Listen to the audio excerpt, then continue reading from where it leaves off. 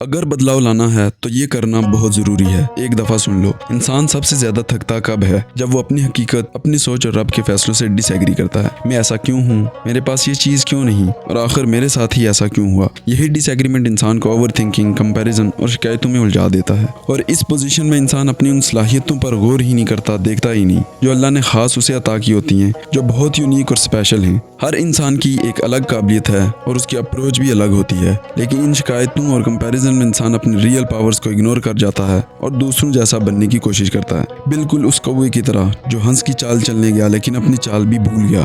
अगर अपनी अलग पहचान और शनाख्त को पाना है तो सबसे पहले अपनी ज़ात को एक्सेप्ट करना होगा, कबूल करना होगा, और उसके बाद खुद पर वर्क करना, खुद को इम्प्रूव करना, कुछ क्रिएटिव काम करना होगा। जब तक हम किसी चीज़ को मानते नहीं, उस वक्त तक उसे बदल भी नहीं सकते। और यही वो जगह है जहाँ नमाज इंसान को बदलती है। कुछ काम इंसान के अपने इख्तियार में हैं, लेकिन सब कुछ इख्तियार में नहीं है। जब सजदे में सर रख कर हम ये मानते हैं कि हम सब कुछ कंट्रोल नहीं कर सकते, तो हमारे अंदर से तनाव और प्रेशर खत्म हो जाता है। सुकून तब मिलता है जब अल्लाह की हिकमत पर राज़ी हो जाएं और दूसरों से मुकाबला छोड़कर ही अपनी सलाहियतों को परखा जा सकता है। अगर आज थके हुए हो तो नमाज पढ़ो, रस्म के तौर पर नहीं, बल्कि ऐसी गुफ्तगू के तौर पर जहाँ तुम अपने रब से लड़ना छोड़ दो। क्योंकि जब इंसान रब की रज़ा में राज़ी हो जाता है तो उसके अंदर से बेचैनी खत्म हो जाती है।